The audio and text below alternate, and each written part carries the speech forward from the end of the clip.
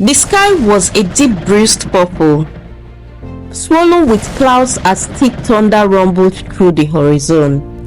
The rainy season had arrived early this year in Umokoro, a quiet town just beyond the southern hills of Enugu State.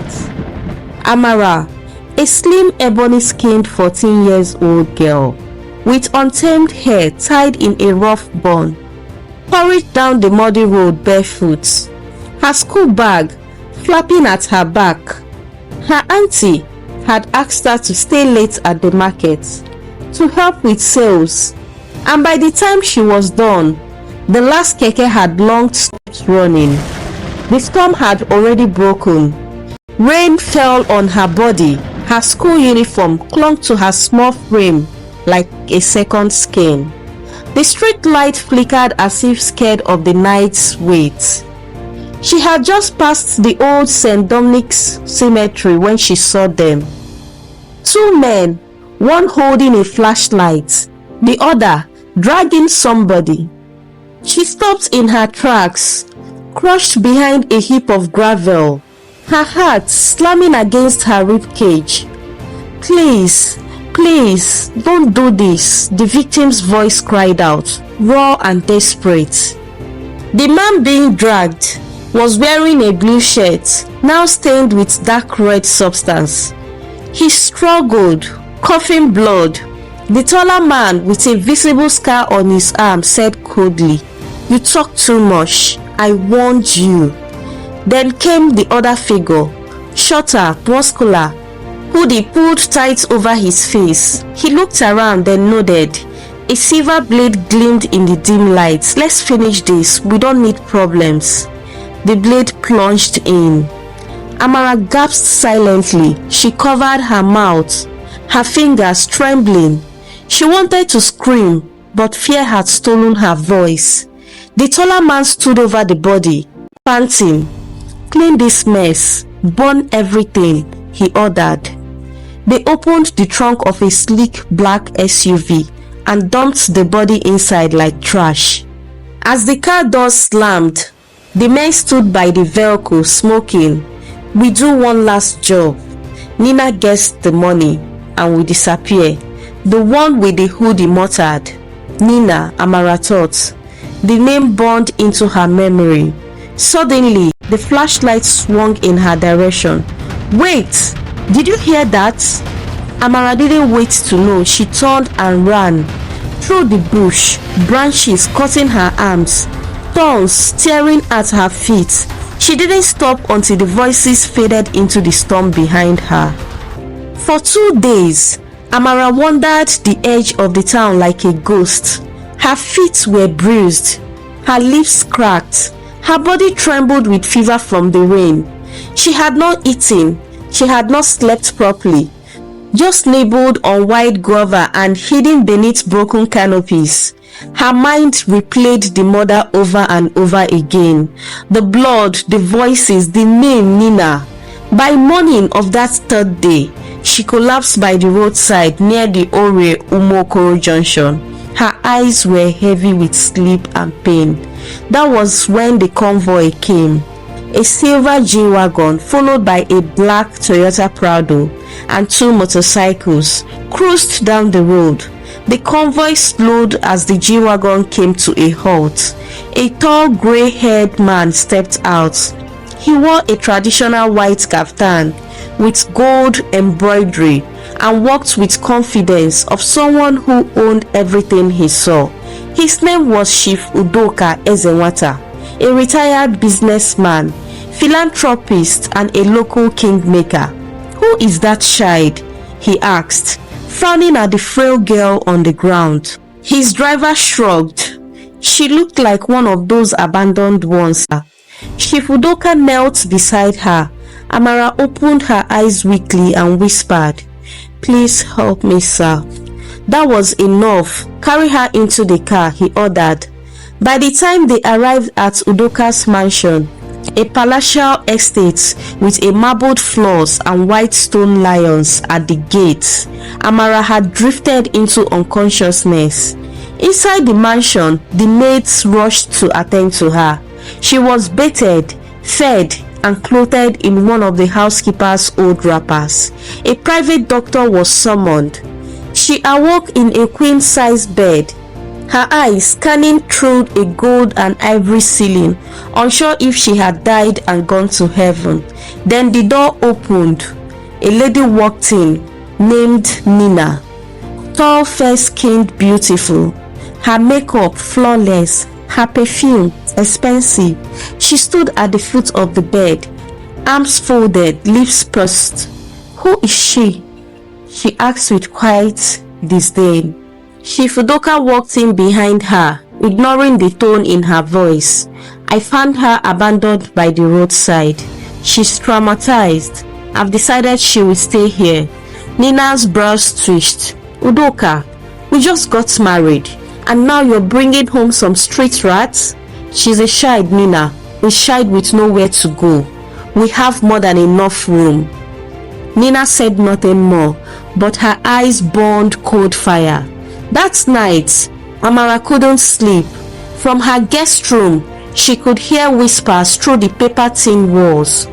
"You should have asked me first, Udoka. Nina, I don't need your permission to help a child in need. You barely know her. For all we know, she's lying. She reminds me of my sister's daughter, the one I lost during the war." A pause. "Don't worry, she won't get in our way." But Amara knew she is already causing problem between them. She didn't know yet that the woman arguing in that room, the elegant, beautiful lady Nina, was the same Nina whose name echoed in the dark on the night of the murder. As days turned into weeks, Amara settled into the mansion like a quiet shadow. Chief Udoka treated her like family. He made sure she had new clothes, her own room near the garden, and even arranged for her to start lessons with a private tutor. Chief Udoka would often sit with her in the evening under the mango tree. "You're safe now, my dear," he would say with a warm smile. "No one will ever hurt you again." But deep in her heart, Amara knew better, because Lady Nina was watching her every move, every smile, every word she shared with Chief. Nina never hit her, never raised her voice, but the way she looked at Amara like she was a mistake waiting to be erased. One Sunday morning, Amara entered the living room to clean the bookshelf. She didn't know Nina was already there reading. Nina looked up sharply. "Why are you standing like that? Is this how you walk into a room someone else is in?" "I'm sorry, ma," Amara said softly, bowing. "You're always sorry, but sorry girls often end up in the streets again." Nina returned to her magazine. Amara stood frozen. Her heart pounded, but she said nothing. The hostility was subtle but constant.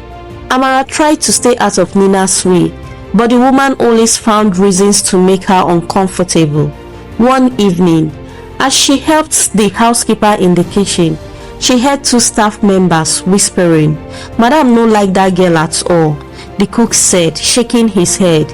"She no dey smile near am," the housemaid replied, "and you see the way she dey talk to oga only when madam no dey." That night, Amara couldn't sleep. She sat on her bed staring out the window because her instincts were screaming now. There was darkness beneath the marble floors of this house. Something about Lady Nina's presence felt too deliberate, too rehearsed. 3 months after Amara arrived at Chief Udoka's house, Chief traveled to Abuja for a political summit. He left Nina in charge of the household. The very night he left, a stranger visited. Amara saw him from her window, a man well-built, dark-skinned, with a bowed hair and a deep scar under his chin, walked through the side gate.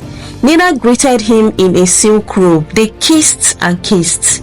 Amara's heart nearly stopped. She dropped to the floor and crawled to the far corner of her room, trembling.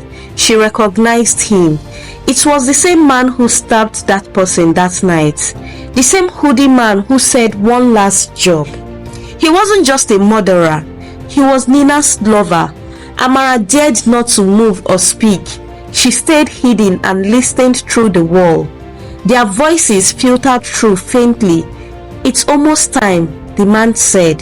He will transfer the money into my account once the foundation is launched next week, Nina whispered. Then we take him out. Amara covered her mouth to silence her gasps. Are you sure you can handle this, Nina? The man continued. You are his wife. Exactly. Who better do it? He's old, sick, and trust him. The will already has my name on everything. He even adopted that girl, Amara. But she has no claim. And the girl, she's always washing.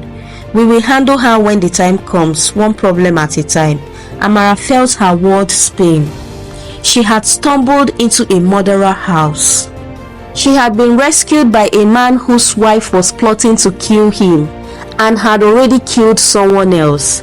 The next morning, Amara served Nina breakfast with shaking hands. You're trembling, Nina said with a smile, sipping her tea.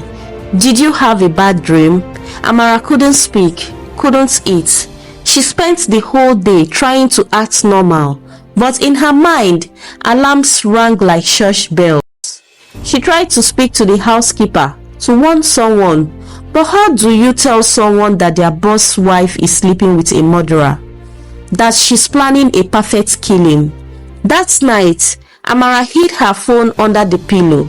She didn't have credit, but she knew how to record voices. She was going to start collecting proof because she had learned something important. In Chief Udoka's house, secrets don't stay buried forever. Amara became quiet, watchful, careful with her steps. She now slept with one eye open and began hiding a small notebook under her mattress where she'd scribbled everything she overheard.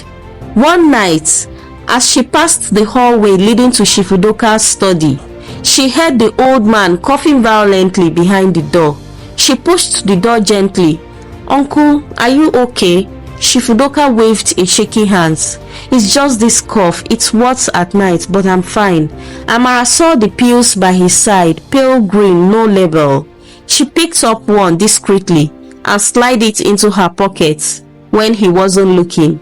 That night, she slipped into the kitchen to speak with the cook, who had worked with Chief Udoka for years. Uncle Monday, she whispered, do you know what medicine Chief takes? He looked at her puzzled. No be the doctor they give him that one directly. Madam Nina they handled that one. The pieces were clicking and then something else happened. Chief Udoka's brakes failed. He was almost crushed by his own car while driving out. He only survived because the gatekeeper screamed in time for him to swerve. The mechanic was immediately summoned. He was surprised at what he saw. Chief, I think someone has tampered with your brake lines. This one no be wear and tear. Amara's hand turned cold when she heard that. But worst of all, that evening, she found a note under her pillow, torn from a book, written in harsh red ink. You talk, you die. Chief Udoka was resting in his room, looking more tired than usual. His grey beard had patches of white now, and his eyes had lost their shine. Amara sat beside him. Uncle, do you trust everyone in this house? She asked, almost trembling. Chief Udoka chuckled softly. Except the dog, he said, then coughed. Why do you ask? She shook her head. No reason. I know Nina may not be warm to you, but she's still my wife. I choose her. Amara stared at him. She wanted to scream, she's trying to kill you, but she had no proof. No one would believe her. That night, Lady Nina entered the room quietly and watched Chief Udoka sleep. Amara was hidden behind the doors. Nina touched his face softly. You poor foolish man. Then she walked out. Amara knew she was running out of time. Amara began her silent war. She waited for night when Nina and Ken, who now snuck into the house like a ghost, would meet in the garden or the wine cellar. She hid a voice recorder under the stone bench where they always sat. She captured everything. Once he dies, Ken said one night, we sell the house, we disappear. Amara, Nina replied, let's just say she will have an accident.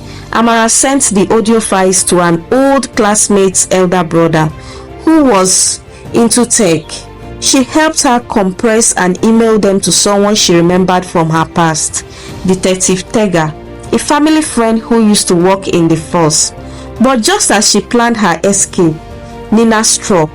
That night, Amara drank pap laced with sleeping pills. She collapsed before reaching her bed. When she woke up, her wrists were bound to a chair. Her mouth was gagged. She was in the cellar. Dim light filtered in through a small window high on the wall. The air smelled of wine, cement, and dirt. Ken leaned against the wall, his arms folded. "You were clever," he said, "but not clever enough." Lady Nina stood across from Amara, holding a glass of red wine. "I knew it. From the day Udoka brought you in, you were trouble." She stepped closer and crushed in front of Amara. "Do you really think you could win? That anyone would ever believe a stray girl over a respected wife?" Ken smiled darkly. "We will make it look like suicide. A depressed orphan who poisoned herself." Amara's eyes burned with tears. But in that moment, she heard something. Sirens, yelling, gunshots. The cellar door burst open. Men in bulletproof vests stormed in. "Police! Hands in the air!" Ken reached for a knife, but a warning shot hit the wall behind him. He dropped it. Nina tried to scream, to lie, to act confused, but it was too late. Detective Tega entered slowly, nodding at Amara. "You did well, Shahid. You did very well." Detective Tega was an old friend of Chief Udoka. He had once worked in the anti-corruption unit before retiring. He reviewed Amara's emails, recordings, and notes, and knew she was telling the truth. The arrest was swift. Nina was dragged out screaming, still trying to play innocent. "He forced me. I didn't want to. I loved my husband." But the evidence was undeniable. Bank transfers, audio, fingerprints, Ken. He confessed everything. Poisoning, brake tampering, 2 prior murders, including the one Amara witnessed that night. Amara was released from the hospital 2 days later. Chief Udoka visited her, tears in his eyes. "You saved my life," he whispered. "You have the heart of a lion." She smiled faintly, but inside she felt like an old woman in a young girl's body. The courtroom was packed. Journalists, neighbors, activists. Amara took the stand, her voice shaking at first, but then rising with strength. "I watched them plan it. I heard them talk about the money, about killing Chief Udoka, and about killing me as well." The courtroom gasped. Chief Udoka sat in front row, his cane beside him, his eyes watery with pride. The judge looked over his glasses. "Lady Nina, Udoka, and Mr. Kenneth Mba, this court finds you both guilty of attempted murder, conspiracy to commit murder, and poisoning." As the gavel slammed down, Amara felt something lift off her chest. The nightmare was over. 2 months later, Chief Udoka signed official adoption papers. "From today, your name is Amara Ezenwata," he said. Amara hugged him tightly. The mansion was quiet again, safe. But every time it rained, every time thunder rolled across the sky, she remembered that night. The blood, the whisper, the girl she once was. They thought she was just a girl. They thought no one would believe her, but the truth has a way of clawing to the surface. And even in the darkest places, the smallest lights can expose a killer. This is not just the story of a murder, it's the story of silent witness who refused to stay silent. What would you have done if you were in Amara's shoes? Would you speak up or stay silent and survive? Let me know in the comments below. Who shocked you the most, Lady Nina, Ken, or even Chief Udoka? And if you enjoyed this story, don't forget to hit the like button, subscribe, and turn on the bell so you won't miss out on the more powerful African tales like this one. Drop a like if you think Amara was brave, or if this story broke your heart. I'm reading all your comments, so let's talk below. And I remain your favorite storyteller, African Story Tales by Abby. Bye.